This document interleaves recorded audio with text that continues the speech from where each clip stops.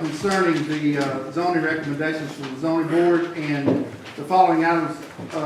Number one, in the matter of rezoning property located at 2912 Cosby Highway, on map 93, parcel number 58, from formerly the front porch restaurant, from R1 to C1. In the matter of rezoning property located at Catherine Road, map 84K, parcel A, or Group A, parcel number 27, from R1 to C2 for future development with the condition that Catherine Road be brought up to the collector road standards. In the matter of recommending the Cocke County Legislative Body amend the zoning resolution to require anyone requesting rezoning to have all documents turned into the planning commission 25 days prior to the next scheduled planning commission meeting in order to have signs posted on the property informing surrounding properties that there is request for the planning commission to consider a recommendation. And number four, in the matter of adding the flood zones to the current zoning map. Is there anyone here to speak on just those matters?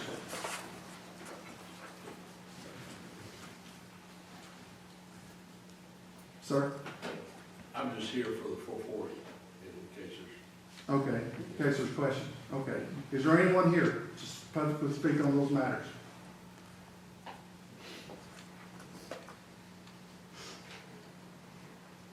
Last call. All right, if not, we'll close the public hearing. If there's no one here speaking, then we'll call the meeting. We'll have public comments on the agenda at 5:45 and call the meeting to order at 6 o'clock. Thank you.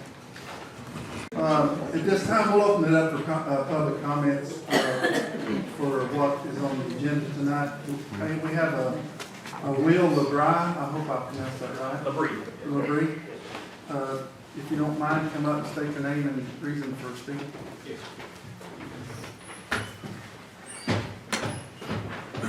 Hello, everyone. My name is Will LeBrie. I am speaking tonight on item 4, section J, about the federal tiny homes situation. Many of you know I've been here before, spoke about the situation over there. I realized that there's some action hopefully to be taken tonight. I'd like to strongly urge every single member to stop this man from doing what he's doing. He has bulldozed over the community, Cocke County, the Legislative Board, the Planning Commission, the BZA, on 4 communities that he already has over there. He has homes that are hooked up to water, power, and sewer beside the building and behind the building with no 911 addresses. All of that has gone unabated. The mountain park that you were talking about today, at the last meeting, the gentleman that showed up for Randy Jones, who is not here tonight, of course, again, could not provide a site map, and that's part of the reason why we're here tonight. Well, this is actually the 85 lots that are at the mountain, which was established back in 2020. These 85 lots have 911 addresses. They've got their water, power, and sewer already in. The area that really is in concern is over on this side, over here, okay? That's Buffalo Creek. And that area is just a total cleared out mountain. It's devastating. There's no forestry there at all. I know he hasn't gotten permits. He's a self-proclaimed developer. He did the development. Be careful with your mic. You're hitting He did the development over at Brothers Cove, so he's a self-proclaimed developer. A regular developer will know that they have to meet planning commission and subdivision guidelines. This man has not. He brags on his YouTube videos that everything is good with the county. He's got all his approvals. That is so that he can sell more homes. He's already pre-sold 200 lots over here on Buffalo Creek at $10,000 a lot. Plus they had to buy a home, okay? The man saying he doesn't have enough money is BS, okay? I just quickly want to, I have no confidence in Randy Jones delivering on any of his promises that he has given. When he started his development, he promised a lodge for the community across the street. There's no lodge. When he did the mountain development, this 85 lots, he promised a wedding venue. There's no wedding venue, okay? After he did the Grove disaster, the 72 lots packed into a space almost as big as this room, he told the fire department that he would put in fire hydrants. To date, no fire hydrants for any of those communities. Not this area, the existing ones, okay? all the roads are one way. Any emergency vehicle can drive down, but they have to back. Okay? The mountain, he's clear cut it so much that it's not if, it's when the rains cause a slide. We saw it in North Carolina. It's not a question of if, it's when. This man needs to be stopped. He needs to have court orders. The district attorney, the attorney general, someone should be investigating this man. He's running a Ponzi scheme. He is selling to you to pay for the house that I paid him for 6 months ago. And then he's selling to you to pay for his. Okay? And when people want to leave and back out, oh, there's a fee that I have to charge you in order to refund you your money. I can't refund it all of you. Okay? There are people that have been waiting since 2020, waiting for their home that still don't have it. Okay? So I brought packets for everyone here. If you want them, I can explain them. It's entirely up to you. But I brought to help with some information concerning tiny homes. We have another person who wants to speak, Mr. Gray, but if you want, you feel free to pass that out to the board if you'd like to, Yes, before you sit down.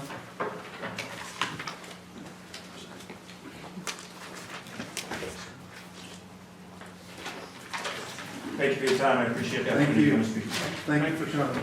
Thank you. Aruba Fox? Yes. Hi, my name is Reba Fox, and I'm speaking tonight on item 4 in the new business, item J, the same topic. I've spoken to the Cocke County Planning Commission a few times before, expressing my experiences with Incredible Tiny Homes / Incredible Properties LLC. And because I have spoken publicly, Incredible Properties is not recognizing my renewed lease on January 1st, 2025 in one of the existing communities.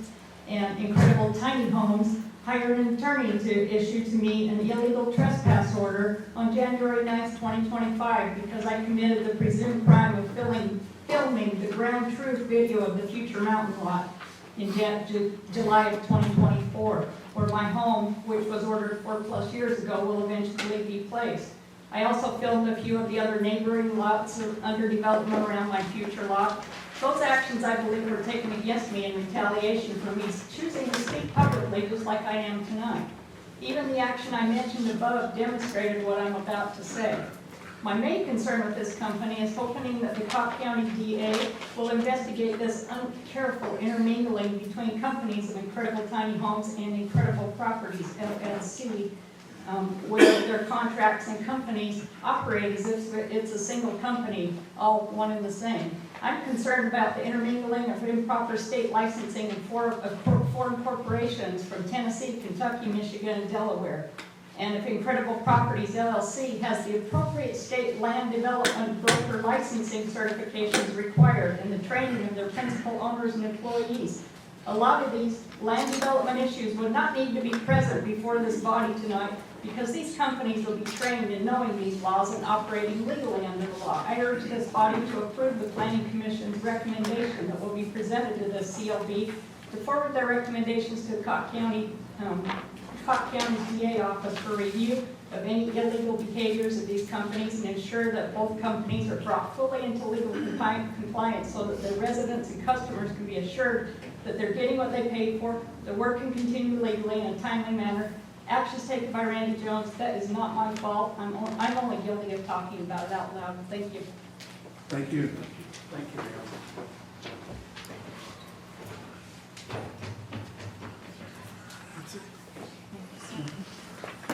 We'll call the meeting, that's it for the public comments. We'll call the meeting order at 6 o'clock.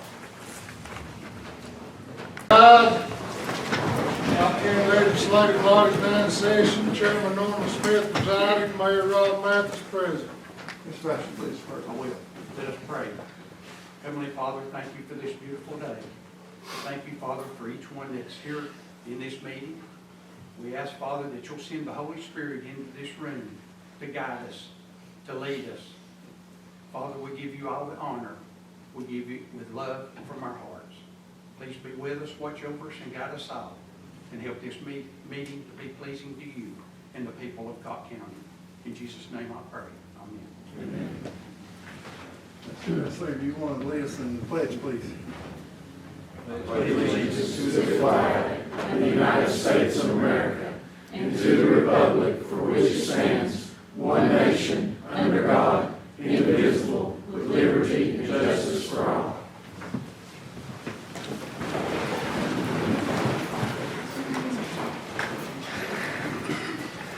Thanks everyone for coming out tonight. We do have a pretty lengthy agenda. So if you have a cell phone, if you put it on silent, that'd be very much appreciated. First thing on the agenda is roll call. Andy Ford. Here. Bill Miller. Here. Gayla Blazer. Here. Jason McMahon. Here. Norman Smith. Here. Tracy Stepp. Jonathan Templin. Jeff Esslinger. Here. Dan Bright. Here. Wilma Ball. Here. Rick Vassar. Yes. David Verdall. Here. Tim Lehman. Billy Hudson. Yes, ma'am. All right, next thing on the agenda is approval of minutes. We have a motion to approve. Mr. Vassar, do we have a second? Ms. Blazer, any questions? Hearing none, all those in favor say aye. Aye. All opposed? That motion carried. Elections, appointments, and reports for notaries, George W. Stinnett, Sonia Gunner, Cardi McSween, Taylor Ann Wallen, Luana Ottinger, and Karen Massey for renewals. Do we have a motion to approve? Mr. Hudson and Ms. Ball. Do we have any questions? If not, all those in favor say aye. Aye. All opposed? That motion carried. In the matter of accepting the following quarterly reports, quarterly review and expenditure report from CCBOE, Cocke County Board of Education. Do we have a motion to approve? Mr. Vassar, seconded by Mr. McMahon. Any questions? If not, all those in favor say aye. Aye. All opposed? That motion carried. In the matter of committee reports, budget. Mr. Chairman, the Budget Committee recommends the approval of the attached transfers and amendments and waives the reading of the same for the county. Do we have a motion to approve?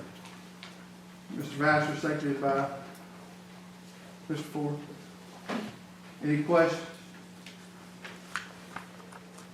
Hearing none, roll call please. Andy Ford. Yes. Bill Miller. Yes. Gayla Blazer. Yes. Jason McMahon. Yes. Norman Smith. Yes. Tracy Stepp. Jonathan Templin. Jeff Esslinger. Yes. Dan Bright. Yes. Wilma Ball. Yes. Rick Vassar. Yes. David Verdall. Yes. Tim Lehman. Billy Hudson. Yes, ma'am. 11-3. Passed. Mr. Chairman, the Budget Committee recommends the approval of the attached transfers and amendments and waives the reading of the same for the county. Do we have a motion to approve? Mr. McMahon, seconded by Mr. Vassar. Any questions? Hearing none, roll call please. Andy Ford. Yes. Bill Miller. Yes. Gayla Blazer. Yes. Jason McMahon. Yes. Norman Smith. Yes. Tracy Stepp. Jonathan Templin. Jeff Esslinger. Yes. Dan Bright. Yes. Wilma Ball. Yes. Rick Vassar. Yes. David Verdall. Yes. Tim Lehman. Billy Hudson. Yes, ma'am. 11-3. Mr. Chairman, the Budget Committee recommends the approval of the van donated to Veteran Affairs. This was donated by Simmons. Do we have a motion to approve?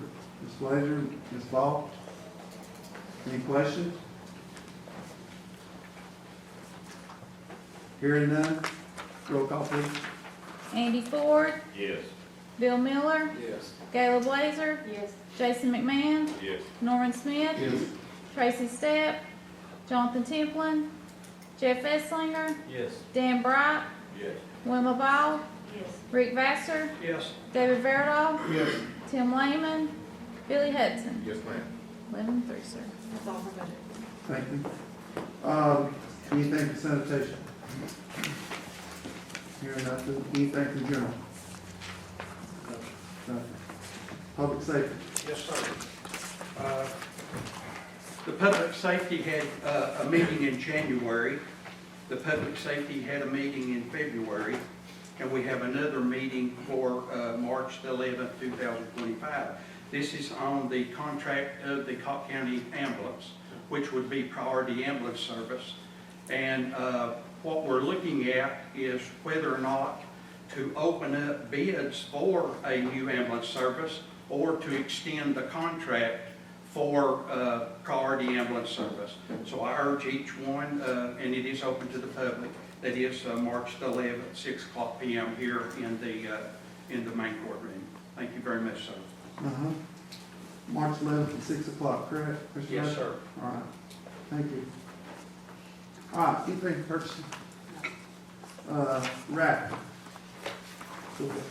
Yes, I'd like to make a motion that in the matter of approving provisional permits and waiving the $500 permit fee for the 2025 rafting season for commercial rafting companies.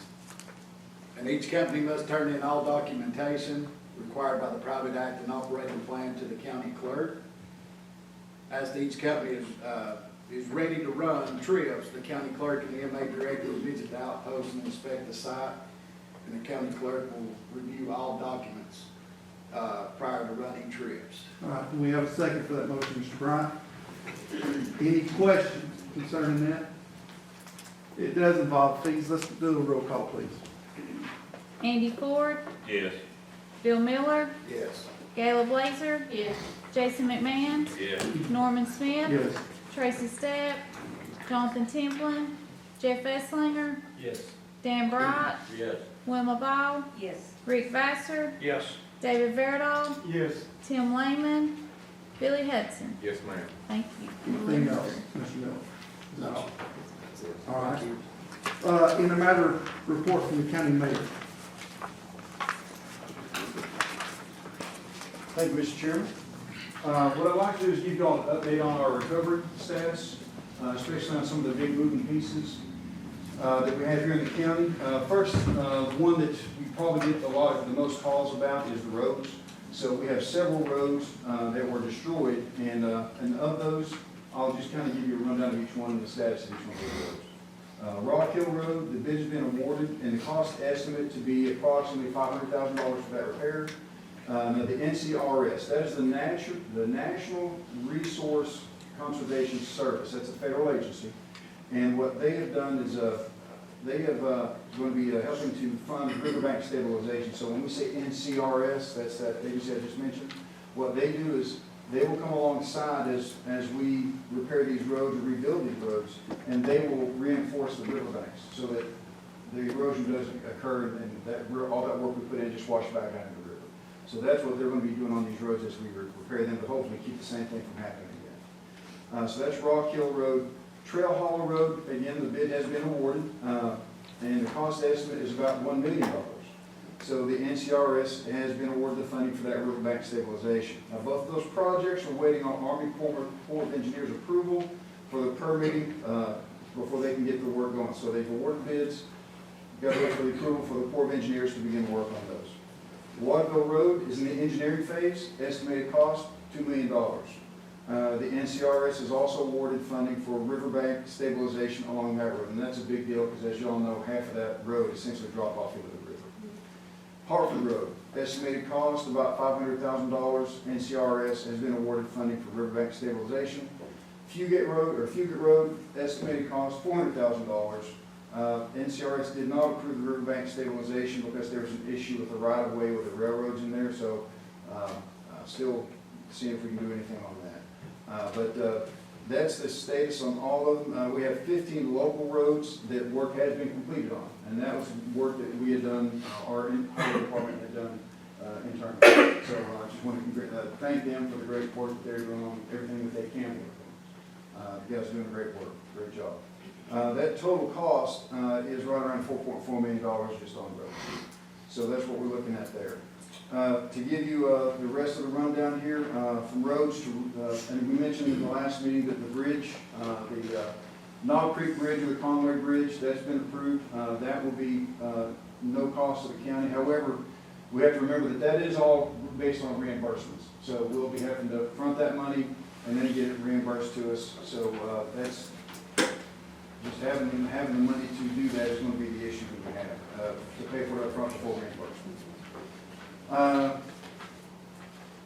Rivers, that is one bright spot for us. That is under state contract. There has been about 600,000 cubic yards in all of East Tennessee that has been cleaned up out of the rivers. About half of that, about 300,000, has been picked up out of Cocke County. Our folks are really doing a great job out there. And the majority of that has come out of the Pigeon, probably 250,000 plus out of the Pigeon, because the other rivers are just now getting up and running. So that is one of the things that's going really, really well. The annex, we are still, don't have total clarity on what the situation with the jail and the annex is going to be going forward. The engineers and FEMA both did inspections. Our structural engineers came back out for a re-inspection to look. They came out right after the disaster, right after the floods, and they came out last week. So they're going to be comparing to see what kind of sailing, see if that building is even repairable. So we're going to get a good idea where we are. We're hoping to have a report for them late this week, early next week, and we'll be submitting that to all the federal agencies. And also FEMA, they were there to do their actual official site inspection last week as well. We were able to coordinate that thanks to the folks in our office. They did a great job coordinating that to where the engineers and the FEMA folks were there at the same time, so the engineers could actually point out stuff to them. Hey, this is a problem, that's a problem, that's a problem, so that FEMA got a full picture of that, so they can see how bad that building, what bad shape it's in. Also, I know we were talking about a letter to President Trump. Last week, I think it was last week, the Secretary of Transportation was in town. I did get a chance to have some one-on-one time with the Secretary of Transportation, expressed the need both for our homeowners and for our jail and just for the overall situation here in Cocke County. Asked him to deliver that to President Trump, telling him that we need help. There's a lot of talk about North Carolina and California. Tennessee is rarely if ever mentioned, so I asked him to please carry that message. He said he would. He seems like a good person, so I think he will. But also in addition to that, for the last several months, really since October, November timeframe, we've been working our federal delegation to try to get help with this as well. Also, they're in touch with President Trump in addition to talking directly to FEMA. Senator Blackburn wrote a letter to FEMA, specifically to the leadership of FEMA, not just the local folks, but to the leadership of FEMA, specifically about Cocke County, Tennessee. So we are pressing hard on all fronts to get the help to our people, to not just to the county, but to the individual citizens who've been impacted by this. We're working really hard to get everybody, again, we've said this over and over again, and we'll continue to say it until we get all the way through. We're going to recover. We're not going to leave anyone behind in this recovery. We're all going to recover together. In addition to that, so in that vein, you're going to be asked tonight on the agenda. There is a vote to vote for it's the home grant that comes around every few years.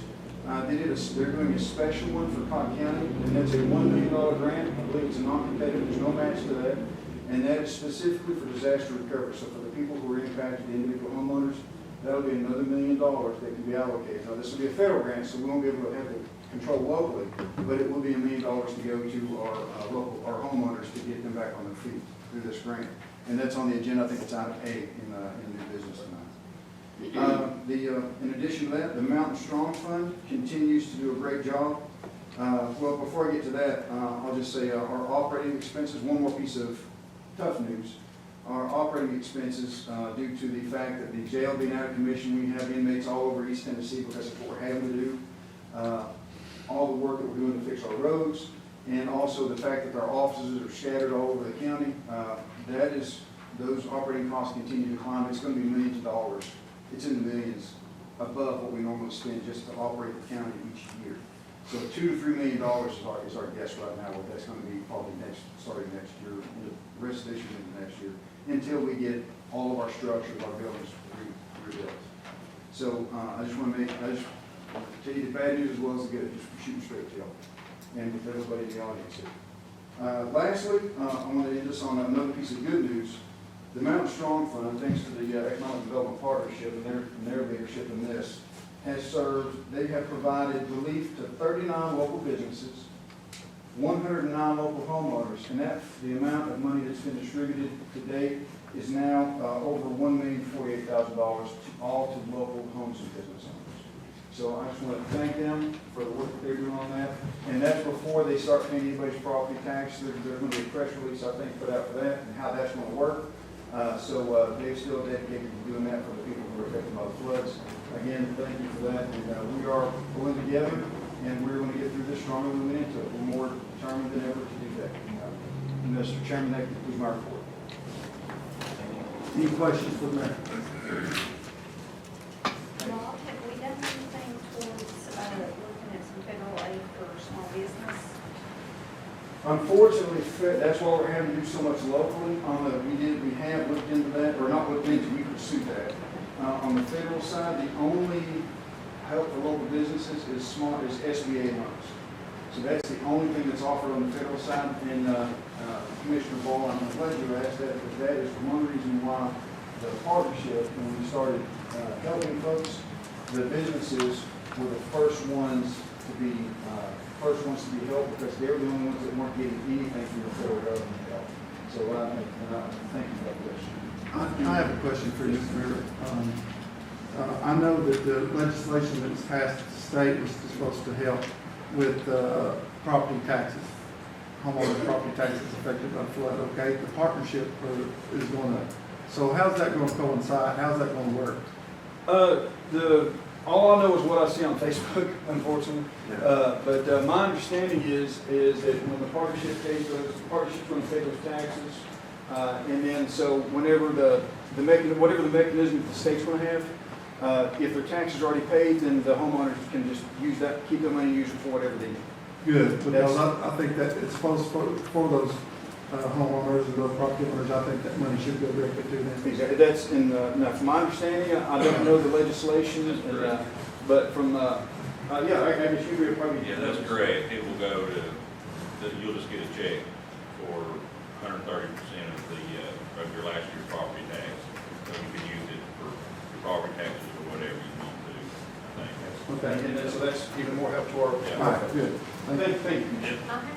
Yes, ma'am. So will that hinder those people that are, if, having you off more money, if they're already, their property taxes you're paying out of that, are they still gonna get money or Yeah, that's those not gifts gonna, that they need? those programs won't. They need to go ahead and pay and then come to us with a receipt and then we'll reimburse them. So you're reimbursing the Yes.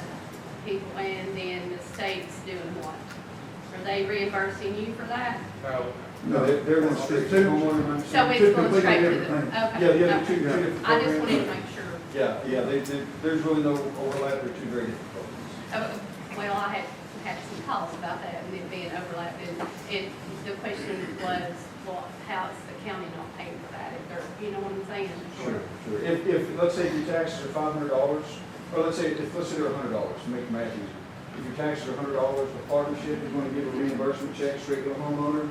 You go pay your taxes, my understanding. That's And correct. then, just go down to the partnership, they'll write you a check And the for, state gives it back to them. So essentially, reimbursement. the state is just paying for the taxes. and then the state's just going to send another check for $130. No. So they're getting two checks, right? Let me finish, let me just wait, let me finish laying this out.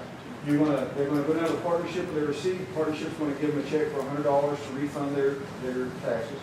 And then the state will send them 130%, so that would be $130, just come straight from the state. You won't have anything to do with the partnership. All right, do you have a question? Thank you. All right, do we have a report from the county attorney, anything tonight? Thank you, Mr. Chairman and members of the commission. My name is Doug Overby. I'm a law partner for John Owens, and John regrets not being able to be here with you tonight. I think when this meeting was rescheduled from President's Day to today, it created a scheduling conflict for him, and he asked me to attend on his behalf. It is an honor and privilege for us to represent Cocke County and to work with each of you and the chairman and your mayor and other county officials. On a personal note for me, it's sort of a homecoming. I served on a county commission over 40 years ago, on the one county commission, so I know the work you do, the time you spend, and the commitment you make to serve on this body. I can tell you John has been very, very busy on a number of items for Cocke County. Some litigation, some talking with and advising various county officials, and we may have some more comments as the meeting progresses. Thank you, Mr. Chairman. Thank you. Report from the county commissioners, if any.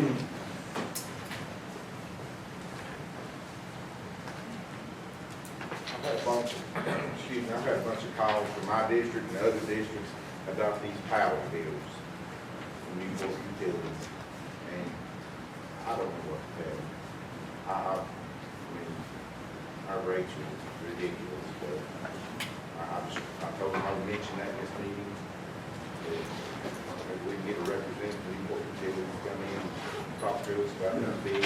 I don't know what the solution would be. My understanding, the rates are set by the state. I don't know. I know.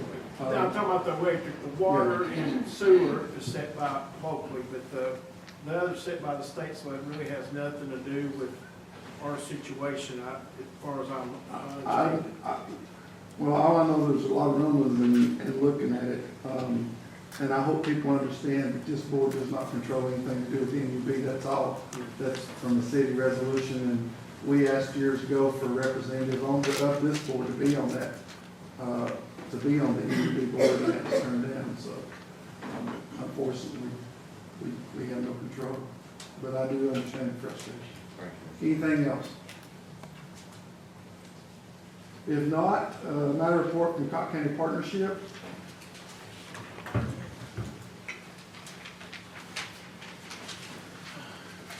Commissioners. Tonight we have, I'll just work on two things and then I'll have Daryl Brady come up for the report. The first thing on our report is the interlocal agreement. You all had that to review. This has been over the past about 7 months working on this. We have approvals from Parrotsville, from the city of Newport, the partnership, and now to make it official, it is now for you all to vote on. And I apologize, I'm not sure in your packet, we made one revision, and that is, it's pretty benign. It's the terms of the group. And what we found is how the terms were listed previously, it actually didn't allow mayors or legislative folks to fulfill the term. So what we have in this document is what's needed to create the entity, create the agreement. In our bylaws, we will state terms of office and make sure that legislative individuals can fulfill their terms while in office, as well as making sure there's equity among those. And then the last thing that, if you remember the previous document, this one did not have within this the funding mechanism. It does say that parties will contribute, and the formula we also will have as an attachment. And at this point, it stays the same. So rates, because it's based on population, so that will be an attachment, but there is no change from the existing past few years. So with that, I would ask if there's any questions on this. If not, Mr. Chair, it's Okay. Do we have a motion to approve the interlocal agreement? I'll make a motion, sir. Go ahead. Thank you, Mr. Chairman. I apologize It's for okay. interrupting, but in reviewing this today, and I apologize for not being able to discuss it with you earlier, I think there's a typo, just something that was inadvertently left out. Okay. If the motion could be, I don't want to. Well, why don't you tell me what that is so you're not putting your word in? Sure. Yep. And then, Again, I apologize. I wish I could. I'm not a typist. Can you rescind your motion for now, please? I'll withdraw my motion. Okay, thank you.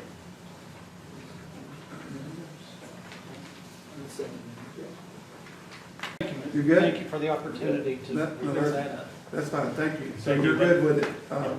And that's why we had to take it out. Very Because good, it- sir. So Mr. Overby, you're good with the change? Yes, sir. Okay, good. Now, do we have Let's get a second, motion and a second, and we'll let, Okay. question. Mr. Baxter, do we have a second? Mr. Esslinger? Okay, now this time, go ahead. Yeah, is there a paid position with this, or is this all volunteer? This agreement is just that, the three entities will support that, and then the partnership is separate with our pay staff. Okay, I thought when I read about it, it was saying there was gonna be like a couple paid positions that in the board members themselves, is that not correct? No, board members Okay, don't. okay. I'm sorry, I understand what you're saying, yeah, no, that's all volunteer. But before we go on, does anybody control, these speakers? There's a lot of static back here, and I think it's hard for the folks to hear. It's annoying to me too. It may be that microphone may be too loud, if you can just control that one. Because that seems to happen when you drew the short straw tonight, There's a lot of knobs up there. Start turning them, dog. Testing, testing, testing. Testing, There you go. Whatever you did back there. I apologize for that for the crowd. Go ahead. All right, do we have any more questions for Mr. Martin concerning this local agreement? If not, roll call, please. Andy Ford, Yes. Bill Miller, Yes. Gayla Blazer, Yes. Jason McMahon, Yes. Norman Smith, Yes. Tracy Stepp, Jonathan Templin, Jeff Esslinger, Yes. Dan Bright, Yes. Wilma Ball, Yes. Rick Vassar, Yes. David Verdahl, Yes. Tim Lehman, Billy Hudson. Yes, ma'am. 11-3, sir. Great, thank you very much.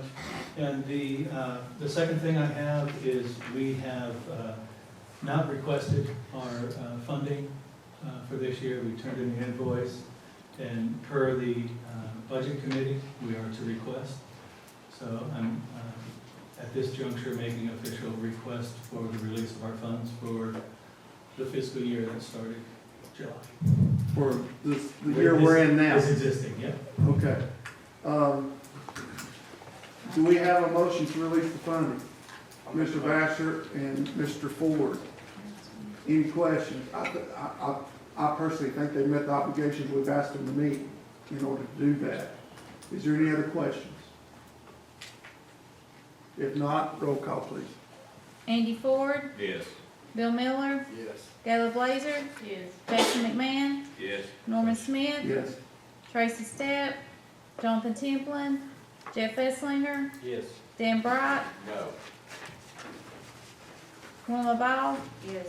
Rick Vassar, Yes. David Verdahl, Yes. Tim Lehman, Billy Hudson. Yes, ma'am. 10, 9, 3 absent. All right. Motion carried. Anything else? Commissioners, as always, I appreciate all your support going forward. Thank you. very much. Thank you. Turn it over to Gerald. All right, Mr. Ray. Thank you. Members, Mr. Miller, your chairman of the Rafting Committee, and I went up and met with the rafters last Wednesday night.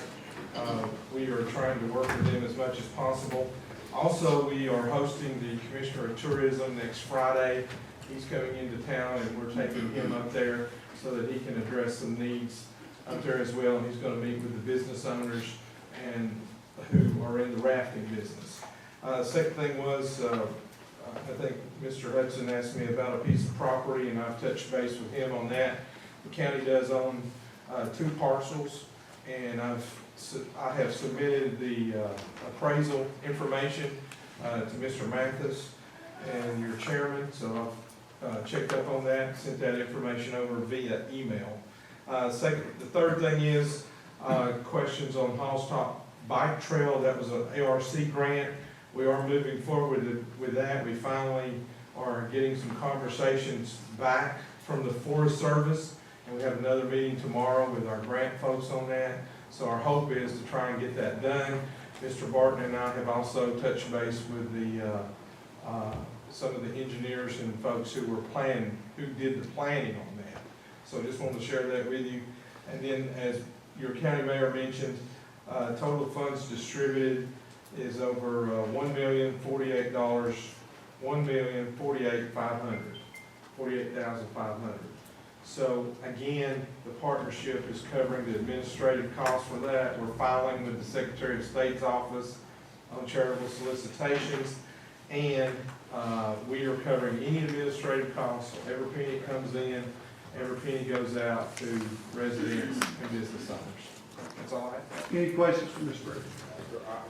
I forgot to mention this to you the other day about that property out there.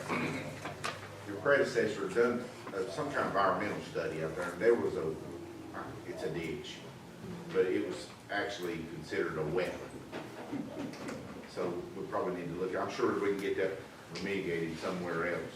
Okay. You know, to develop that property out there, but that, I forgot to mention that to you on the phone the other day. Okay. That he did get some kind of study, they did classify that ditch as a wetland. And if you don't mind, could you share that estimation for the value of that property, the whole board? The appraisal came back from an appraiser in Marshtown. The appraisal came back at $1,100,000. And that's how many acres? There's about total 12 to 15 acres, I think. And then also you own another parcel right around the corner. I wanted the whole board to be aware of that. Thank you. Any other questions from Mr. Britton? Thank you, Mr. Britton. 11, in the matter of report from Priority Ambulance Service, that copy was enclosed. Matter of Keep Cocke County Beautiful, copy enclosed. And the matter of report from Cocke County Corrections Partnership Committee, we've not had another meeting yet. I'm sure there'll be more to come on that. Number 4 under new business. In the matter of approving resolution to authorize Cocke County to apply for 2024 Tennessee Housing Development Agency Home Disaster Recovery Grant. That's the grant Mayor Mathis just spoke of. Do we have a motion to approve? Ms. Blazer, and seconded by Mr. Hudson. Any questions? Hearing none, roll call, please. Andy Ford, Yes. Bill Miller, Yes. Gayla Blazer, Yes. Jason McMahon, Yes. Norman Smith, Yes. Tracy Stepp, Jonathan Templin, Jeff Esslinger, Yes. Dan Bright, Yes. Wilma Ball, Yes. Rick Vassar, Yes. David Verdall, Yes. Tim Lehman, Billy Hudson. Yes, ma'am. Thank you. 11-3, sir. B, in the matter of approving resolution to authorize Cocke County to apply for the 2025 Tennessee Housing Development Agency Home Rehabilitation Grant. Ms. Blazer, Mr. Miller, any questions? Hearing none, roll call, please. Andy Ford, Yes. Bill Miller, Yes. Gayla Blazer, Yes. Jason McMahon, Yes. Norman Smith, Yes. Tracy Stepp, Jonathan Templin, Jeff Esslinger, Yes.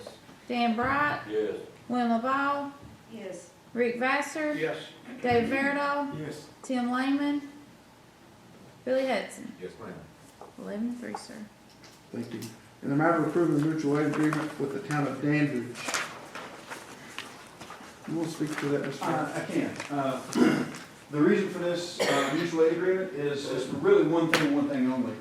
Well, one, it's being good neighbors, but two, it's the fact that they had loaned equipment to the road department, and for us to be able to purchase all of that equipment from them for a total of $5,000, we have to have a mutual aid agreement in place. You'll notice that it's dated, probably dated September 27th.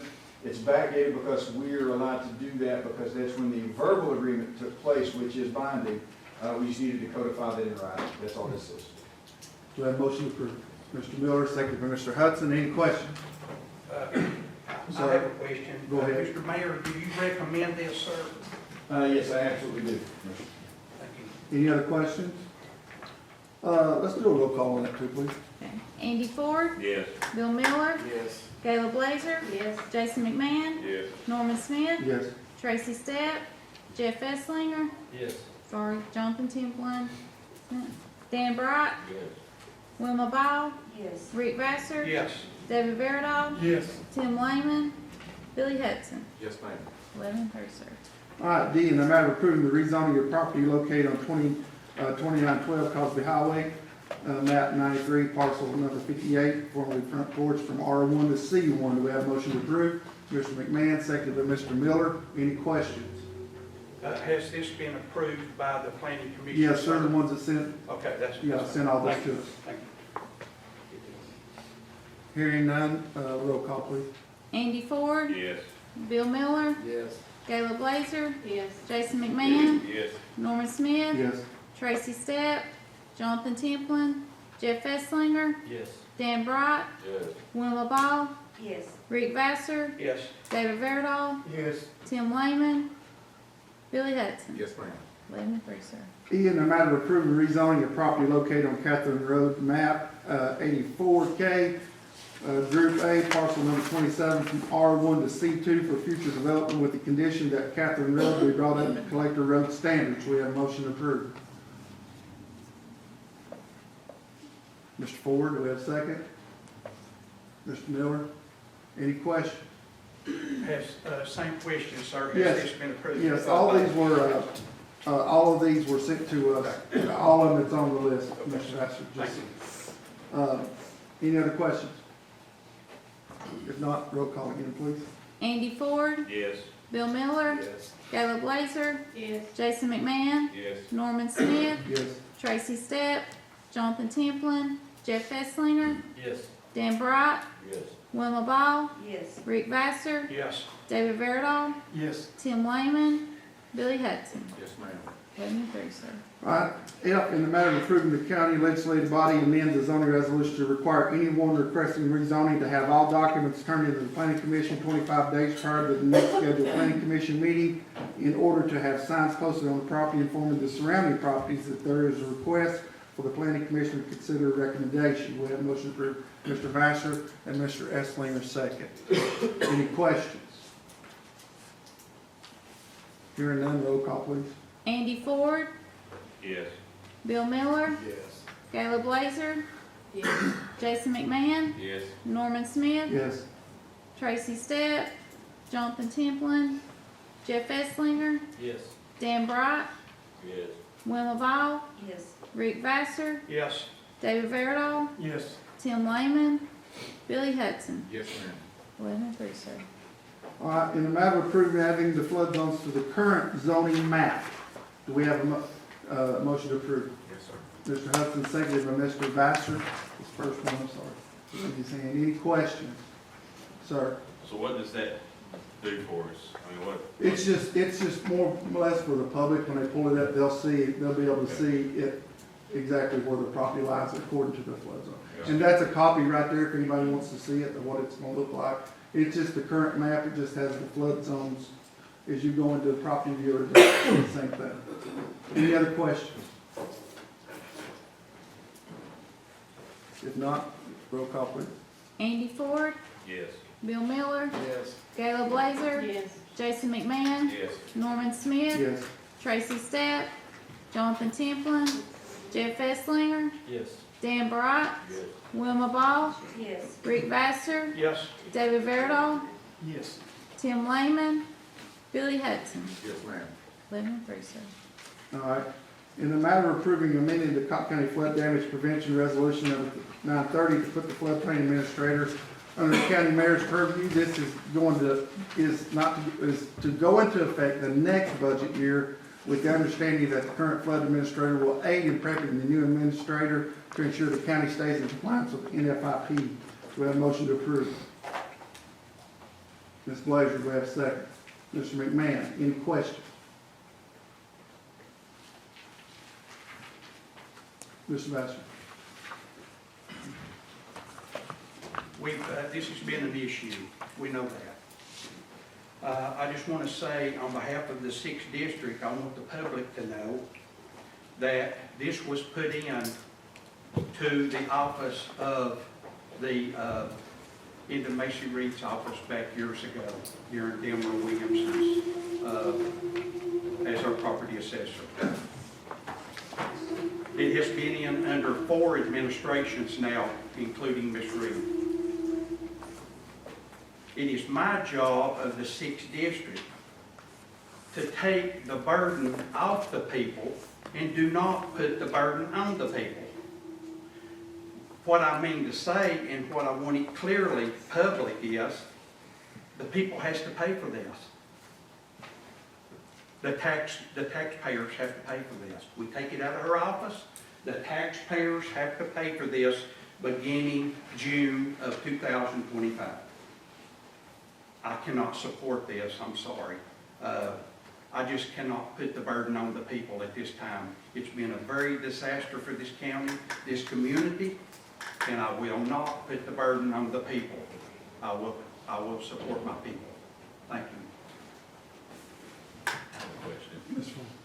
So, what does this exactly do? Is this requiring that everybody stop what they're doing? Is this what we're voting on? Okay. No. We had a workshop, and we were told by the county attorney that if she don't know it, she don't have to keep it. That's the state law, according to him. That's law. Somebody's got to do it. And so she's publicly stated she does not want to do it. So we really have no choice to put it somewhere. And so the discussion was put it to the mayor. Now, the funding part will be worked out, and that's the reason we got to figure out where the money's going to come from. Go ahead, sir. How much is this gonna, do we know how much this is gonna cost? Well, there was some figures put out. You're probably looking at probably $60,000 to $70,000 a year at least.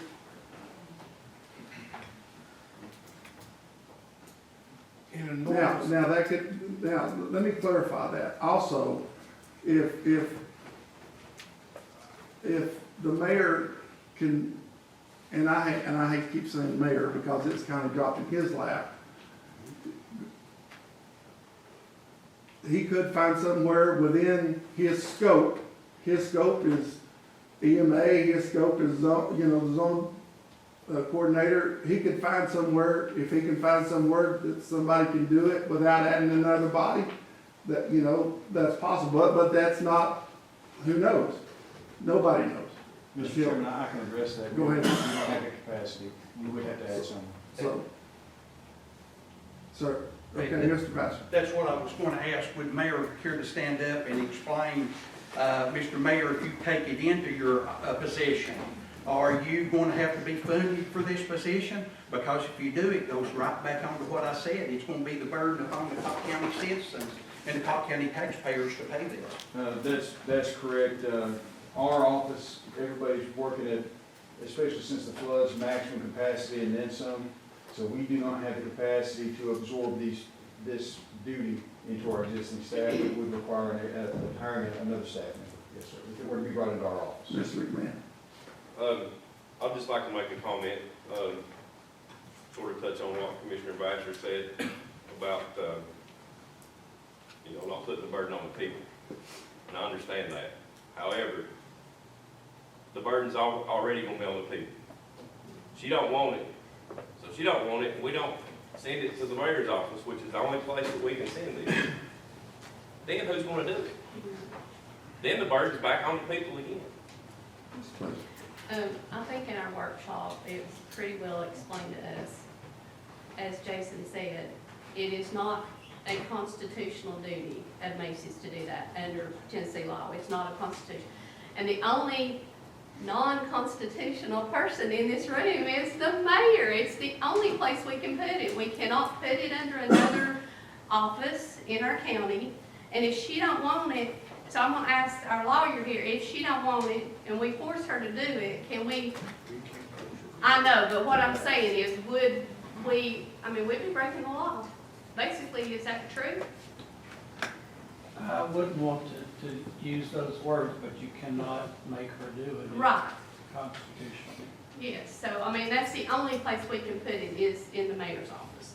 So, we're gonna have to do it. And we got a packet that was worked out when we came to that.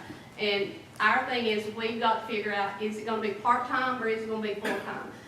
We received that paperwork with even salaries worked out and everything. It ranged anywhere from $20-some thousand close to $49,000 to a full-time, from a part-time to a full-time. So it needs to be figured out. Is it going to be part-time or whatever? So if everybody had been here at that meeting, and So I know some couldn't. We got that paperwork and we could have studied it. So it's not gonna be probably as much as what Norman quoted. It could be that much with insurance and all that. But all I'm saying is we had a range. Is it gonna be part-time, or are we gonna hire part-time? Is it gonna be full-time? We had that money where, you know, not where it's coming from, but we're gonna have to put it in the mayor's office. That's what it comes down to.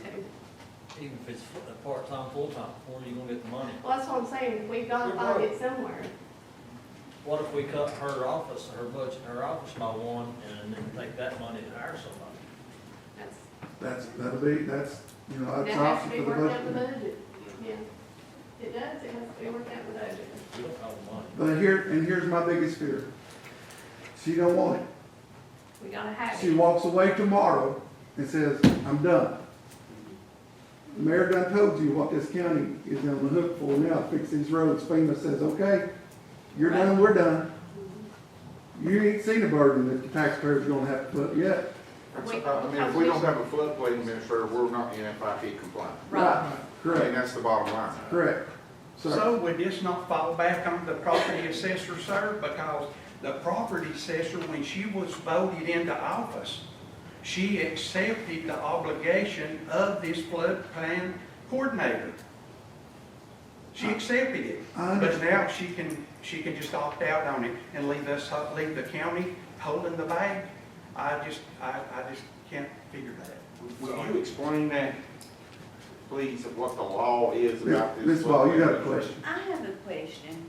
If we can't say, okay, she doesn't want to do it, the mayor is overwhelmed and says, no, I can't handle it either, you know, but the lawyer's saying, well, we have to do it this way, this, I mean, you're kind of contradicting yourself at this point, because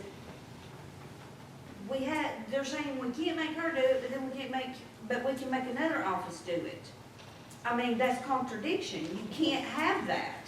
Maybe our attorney could explain the difference between a constitutional office and a non-constitutional office.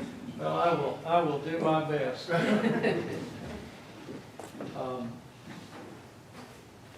Actually, the county commission has much more control over general county than over other officials who are elected by the citizens. In one way, and I'm not advocating at all, but in one way, you've been fortunate in the past that someone has volunteered to do this, but it can't be imposed upon one of the constitutional offices. But you do have control over general county government and can add to this. And as I understand it, the mayor is willing to pull it into his office and then work out the details during the budget process.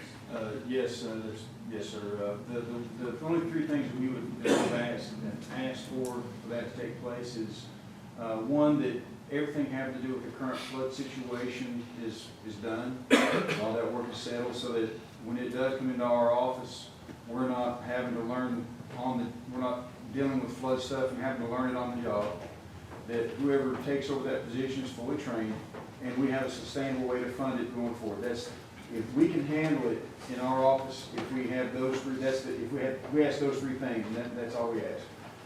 And of course, that would wait until the next budget year would be a part of that, as is on the resolution there. So we could do that, but that's all we would ask.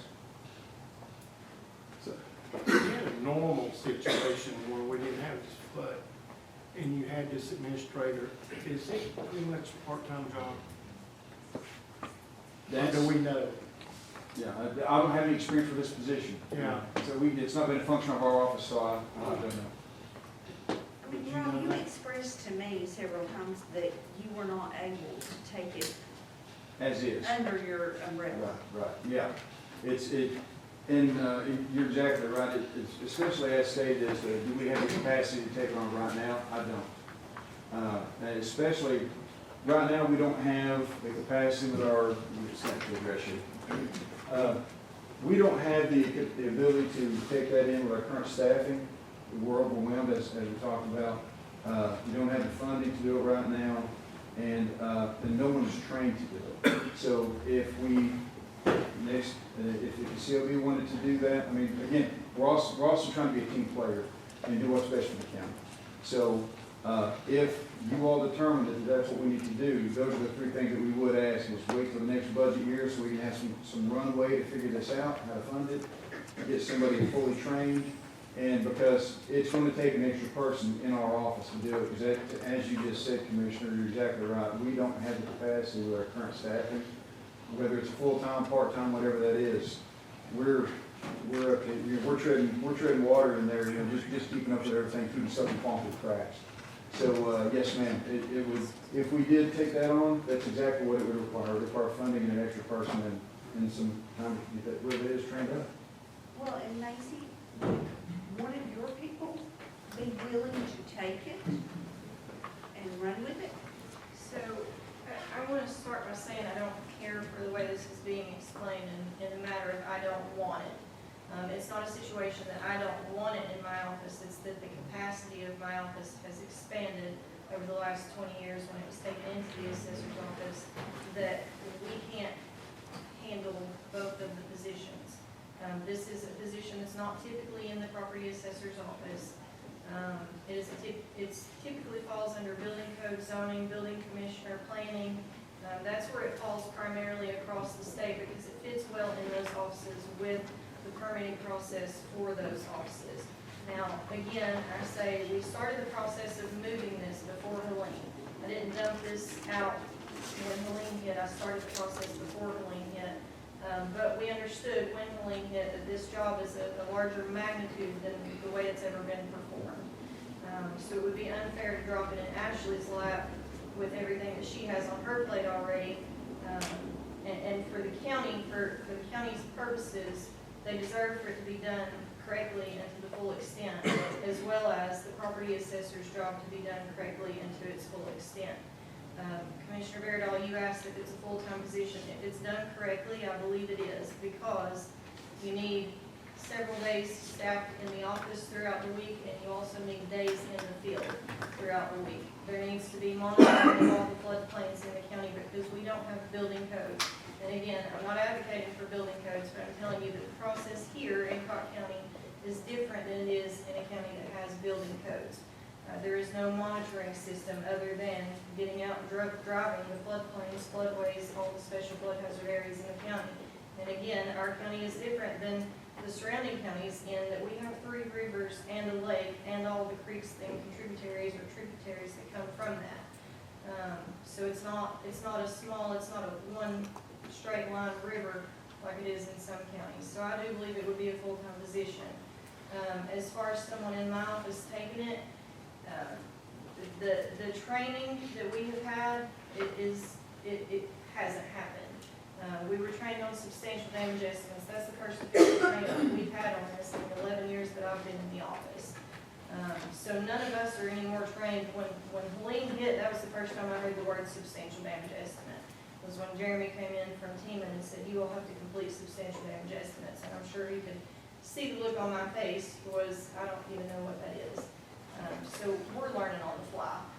I would be happy to teach someone how the permit process is that we have in place right now, but I think it needs to be updated. I think the review process needs to be updated. We've updated the filing process since Helene hit because we realized that it wasn't as efficient as it could be, and we want to make a smooth transition for whoever takes this. But as far as the burden that's on the taxpayers, you're right, this will put a burden on the taxpayers, but if my staff can't do the job that we're supposed to be doing in property assessments, that's also going to put a burden on the taxpayers because we can't get out and pick up the new construction because we're monitoring special flood hazard areas. Or we can't review the quarter of the county that we're supposed to review every year because we're monitoring the special flood hazard areas. Cocke County has a bullseye or a target on our back right now because we got hit by Helene. And if we don't start doing this correctly now, and it has not been done correctly in the 11 years that I've been there, I'm pretty sure for the last 20 years at least, if we don't start doing it correctly now and move forward in a correct manner, then we're going to end up with our tail between our legs the next time a flood hits. And FEMA's going to come in and audit us and pull the NFIP out of the county. One more question. Did you volunteer for the EMA disaster Damage, To help Joe. damage assessment I did, because it can be done off hours. I do that on hours that I'm not on the clock with Cocke County Property Do Assessment. you get paid for that position? No, ma'am. Any other questions?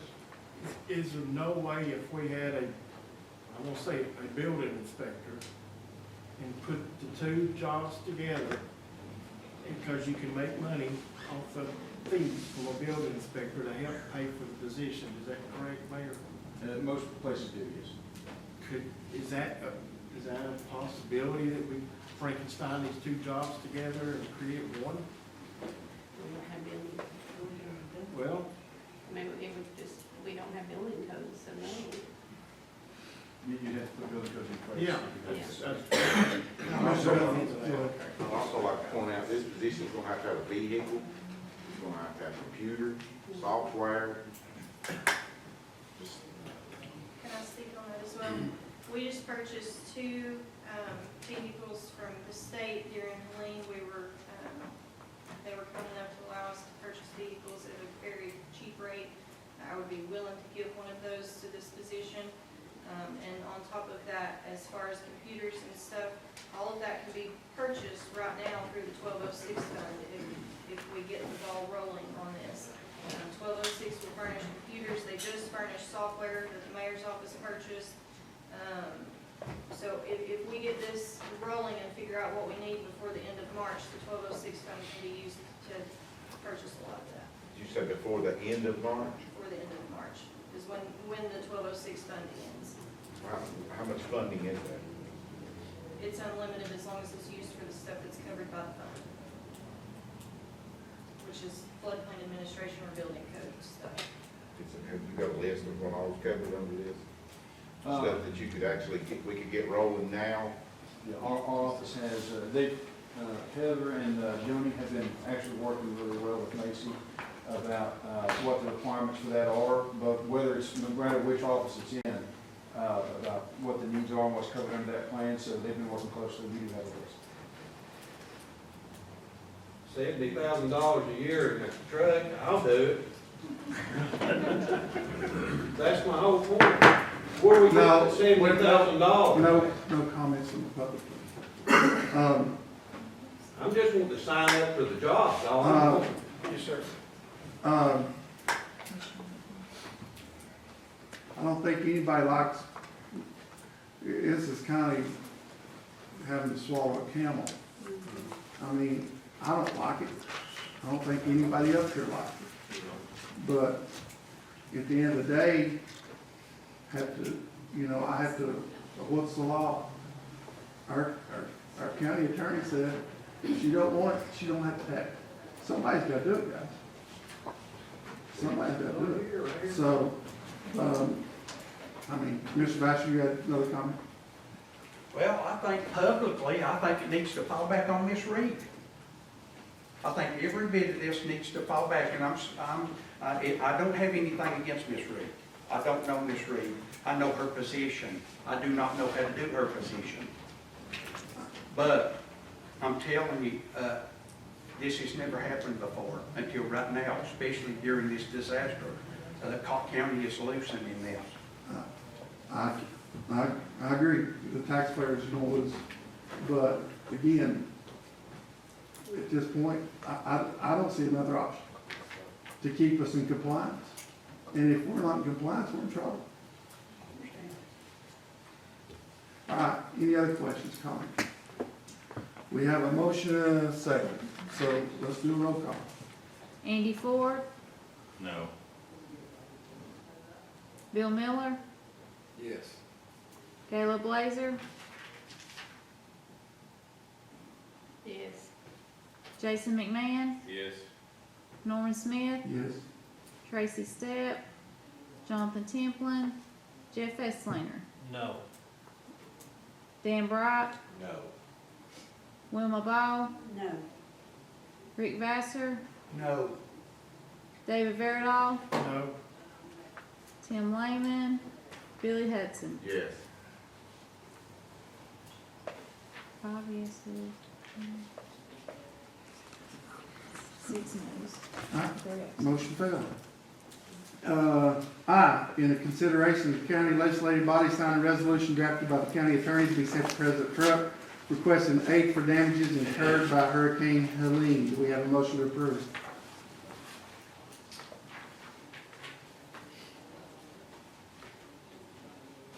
Mr. Ford, do we have a second? This is the letter that was requested at the last meeting? Okay, Mr. Hudson. Any questions? I would just like to say, I'm in agreement with a letter to the president. However, the mayor has already answered this. In an early statement, he has already sent through the representative that you spoke to earlier this week. Yes, And I apologize, I'm just lost for words here. The Secretary of But Transportation. you did send in favor of Cocke County that they get the information to help us. Yes, Commissioner. Thank you. Again, it was requested last meeting, so, any other questions? We had a motion, Yes, Ford and Hudson and seconded. Ford and Hudson. Any other questions? If not, let's do a roll call. Andy Ford, Yeah. Bill Miller, Yes. Caleb Blazer, Yes. Jason McMahon, Yes. Norman Smith, Yes. Tracy Stepp, Jonathan Templin, Jeff Esslinger, Yes. Dan Bright, Yes. Wilma Ball, Yes.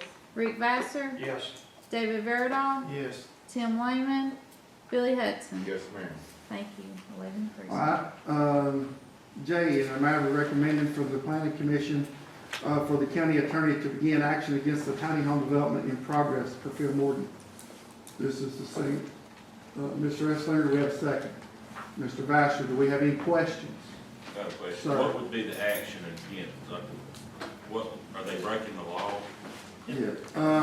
Mr. Morgan, would you mind, you're with Clinton, would you mind to come up and speak to this concerning the recommendation from the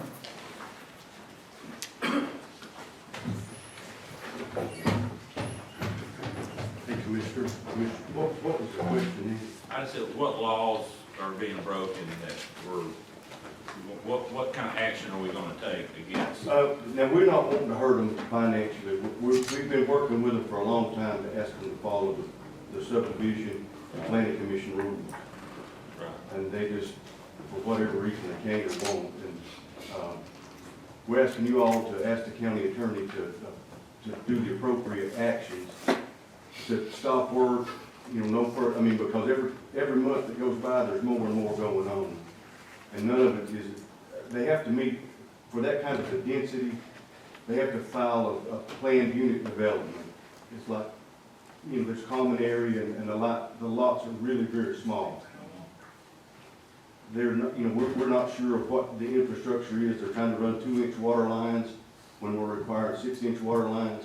It boils down to safety of the people that are down there. Fire protection, the roads are inadequate. And what the old Firestone place is what you'd call an illegal subdivision of land. So there's, again, there'll be somebody to answer the legal stuff, but what we think is anytime there's new infrastructure in that stuff, they have to comply with. So this will just be for anything new that they're doing? Well, there's hard to fix what's up there at Firestone, but everything across the road, and we get real confused because, and again, it's not something that we've kind of exhausted every option. For a couple of years, we've been working with them. In November, we asked, there was a motion, hey, if you don't have your planned unit development, plans and a preliminary plat approval that shows your engineering and how it's the preliminary build out, and they can do revisions to that, we can't go on any further. You're going to have to stop. So they've submitted no engineer drawings. They piled this table up full of information, but it wasn't those two things that we needed in order for them to go on. Lots and lots of information, but it wasn't really pertinent to what we asked for. So at that point, we had the motion and second and unanimous in November to give them, to the end of January to have that stuff for us. And it wasn't just 60, 80 days to get it. We've been working with them for a few years, outside of the planning commission meetings and everything. you know, the only key to these regulations is Newport Utilities. You know, if Newport Utilities is extended services, you know, they're going on. And, again, I mean, it's gonna boil down to safety. You know, if God forbid there's bad fires or disasters, are people gonna be able to get in and out? When we look at what's that fire, the old Firestone plant, we don't think they could. We look across the road, all we can judge is what he's done in the past. And he's not giving us any preliminary plans to show what he is gonna do. So we just look at what he's done. Bill, are you Hold on a saying? minute, Mr. McMahon asked first. I just want to make a comment, and I usually don't stand up to make a comment, but I'm gonna stand up for this. This right here, what we're dealing with right now in this county, is a perfect example of why zoning went into place and we needed zoning. The largest housing development in the last 20 years happened in the middle of an industrial park. Now, what sense does that make, and what company's gonna come here if you don't have zoning to protect them from such things as this? That's all I'm saying. And we've been trying, you know, to bring them into compliance across the road, and we failed. I mean, they just won't come in. So across the road, was that in before we put zoning in? We're not even talking about zoning in this place, we're talking about the subdivision rules. I know, but I'm just saying, was No, that? I mean, that's up for a But I legal mean, debate, but now no. they're not doing, I mean, have they came, you know, you said you've worked with them for the last 2 years, so have they, for the last 2 years, not following anything that you've all told them? No. Nothing at all, right? And again, this is subdivision regulations, don't even have to do anything to do with zoning. I know, but I mean, they should But still follow in. I would ask anybody that's not seen it, It's awful. you need to go down there and look and see what he's trying to do across that road. I've never seen such a mess in my life. And Lord forbid a fire ever happened on one end of that place and the wind blowing. I'd hate to be these people sleeping in that place down there. But there's even on the old Firestone site, there's no fire hydrants. Yeah. And all those little ways they've created, you really can't get a 1-ton truck back So they're not really following, like now, any subdivision or any of our zoning at all. Kind of like when they come in to talk, they'll, okay, we'll do our best. And then they'll push real hard to get some more land cleared and people on it. And then at some point they say, well, we've got all these people living here that are dependent on the rent being X number of dollars, and if you force us to do it right, we're gonna have to go up on their rent. They're trying to hold us like hostage. Yeah, like if we force you to follow the rules, you know, I don't understand. I mean, I get confused with that kind of Mr. stuff. Bass, you had a question, then I'm gonna refer to the county attorney and get his input. Real quick, you say that you've asked them several times? We've You actually, presented this several times to the. Mr. Bass, myself and the state planner, Harold Edwards, and Ashley, we met with them, you know, on our own time, went to their place, they come to the mayor's, shop down there, you know, go over the lines, you know, here, hey, let's all make sure we understand, here's what we require. And, okay, yeah, they understand, but, I mean, they're smart people. I'd like to refer to the county attorney. Give your short input, please. Am I done? No. You may. You're not getting off anything. Nice try. Thank you, Mr. Chairman. Mr. Owens and I did discuss this earlier today, and should the commission decide to take action in this regard based on the recommendation from the planning commission, because you all dealt with this for a while, some of these issues on this development are new to us. We would recommend the motion be something like that you direct the county attorney to review the matter, consult with officials, and take whatever steps are deemed reasonable and necessary to assure compliance with applicable zoning and subdivision regulations and state law, including but not limited to litigation. That's your decision whether to direct us to do that. That is some suggested wording that would give us the ability to begin to get a better handle on things, and then give us the latitude that it warranted to institute litigation to enforce applicable rules and regulations and state law.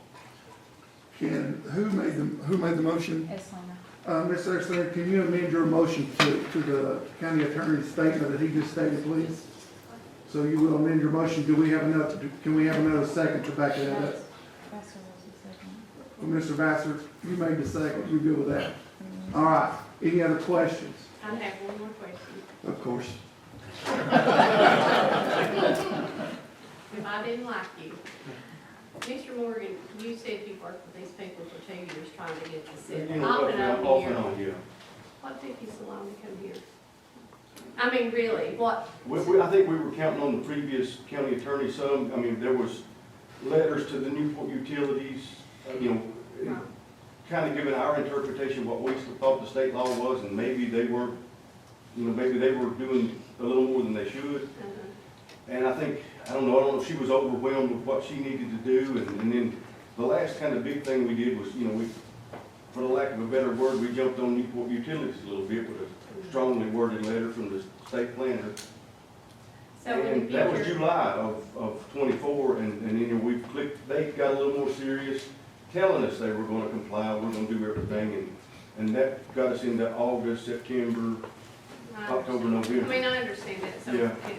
I know you want to do what you can to help people and help them to work And with we're my not trying to hurt perspective. nobody. And, right, but there comes a point. There's a point So, where they're running question- over us. My question is, don't let it happen again, please. I mean, our people in our county deserve better than that. Well, I mean, we don't need and I'm not another- saying that towards Yeah. you, I'm just saying they deserve better. Well, you've got Emerald Point is kind of a little more, they're building stick-built houses, but it's still an illegal subdivision down there. Real nice houses, but they didn't do it right. Right. And we begged them to do it right, but it But wasn't. until we put a stop to it, everybody's gonna take advantage of Cocke County. Well, I mean, Really, I'm tired of it's people like, taking it's advantage like of fighting Cocke little County. battles. They look in there and say, well, okay, the planning commission will give us a strongly worded letter, but, okay, we'll live Well, we with need that. to add teeth to it somewhere down the line. I mean, we really do. And I think that, with you all and the county attorney and everybody saying, well, okay, we're gonna demand you follow the rules. Yes. All right, one more question, Mr. Vassar. I would just like to say the 6th District is in full support of the Cocke County Planning Commission, and I would like to ask him a question, or do you approve what has been made in a motion to the county attorney at this point, or do you want? Absolutely, but I would say that the time is of the essence, because the longer it goes, we're gonna be another 6 or 8 months, and I agree with that. But absolutely, I agree with what he said, because he's the one that's gotta defend it. I can come up with a good or a bad idea, but somebody's gotta make sure it works. We just want to make sure, as long as they are in compliance, we're not just saying we don't like it. Yeah. That way, yeah, Well, I mean, we may not like it, but that's not us. It's nothing personal, it's only business, and we just want them to do it right. Right, okay. For commercial use? Across the road is zoned agricultural, and we've never really even, because that tries to convolute the argument. Well, we were started before zoning, but we say they weren't, but we just said, well, okay, well, let's follow these subdivision, regulations were, started in the 70s.